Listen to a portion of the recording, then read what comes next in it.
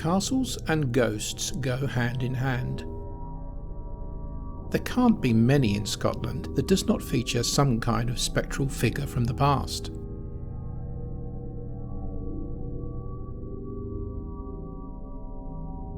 Crathes Castle in Aberdeenshire is lucky enough to feature both a white and a green lady ghost. Crathes was built on land gifted to the Burnet family by Robert the Bruce in 1323. The family originally lived on an artificial island in a loch near the present castle before they decided to move onto drier land. Crathes became the new home of the Burnet family.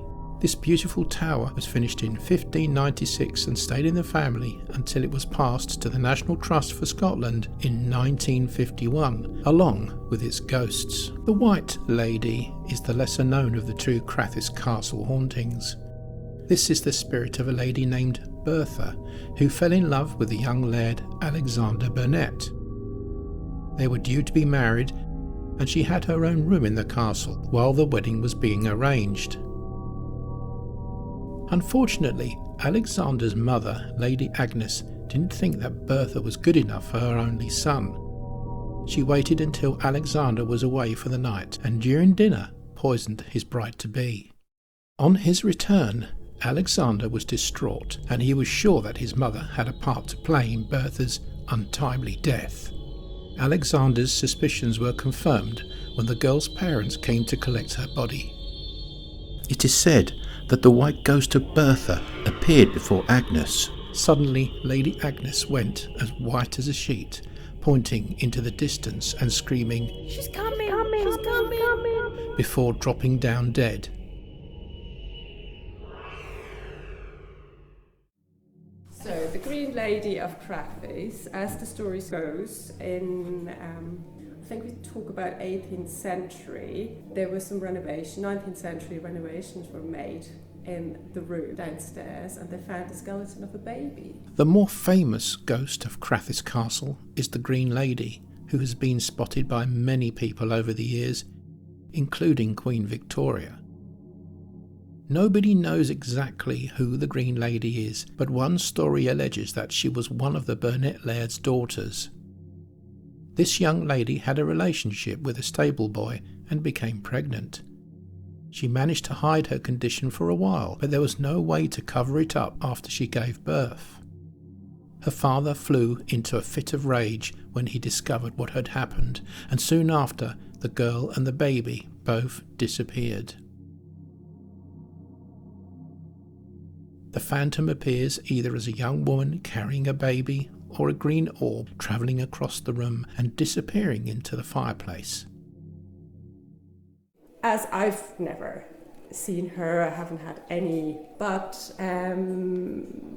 our curator, because she's opened up the castle, it's a funny thing, she said, she likes me, she's a friendly ghost. Apparently there was once a guided group in here and one lady was standing against the window and she was like, oh, that's nice. You also have people in old Middle-aged dressings in the country. No one is here. So that's the stories I can tell you. We feel your pain. Please talk to us or show us something that you're still here. Can you give us a sign? Can you speak to us?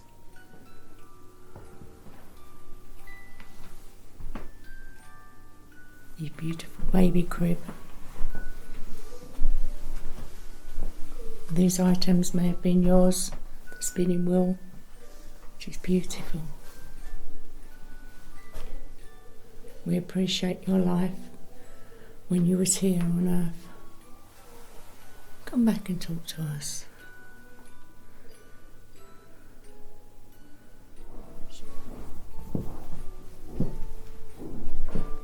You are protected by the ceiling. So what was the baby doing behind that fireplace? Well, that's where they found the skeleton, so obviously... Yeah, but what was the baby doing there? Well, it probably died and they hid it because they didn't want everyone to know that she'd had a baby. Yeah, that it may be in the Lord of the Manor. You don't know, do you? But whatever it was, she... Very sad for her. Certainly different times, aren't they? Mm. Look at the size of those chairs. They're just beautiful.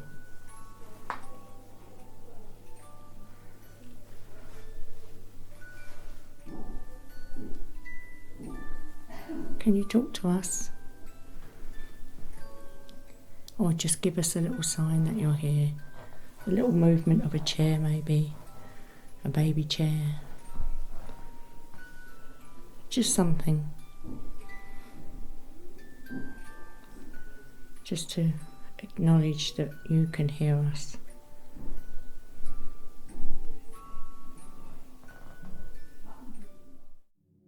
The Green Lady of Crathes Castle isn't shy, and she is still making her presence felt today.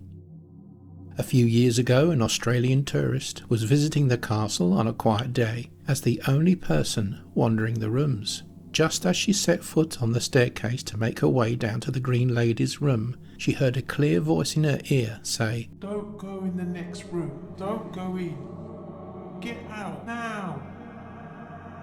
She raced down the spiral staircase as fast as she could and shot out of the main door to the surprise of the guide on reception.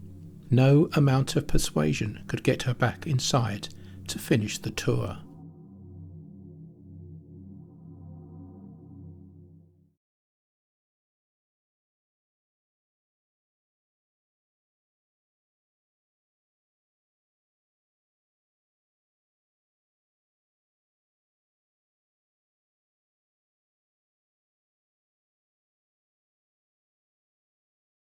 So that used to be the nursery. The baby I told you about was found behind that chimney. What is really unusual, and these painted ceilings are original from the 1700s. Quite unfriendly look for a nursery. If you look at them, it's not the friendliest. Why would they do that? Do you think it might have had to keep the evil spirits away.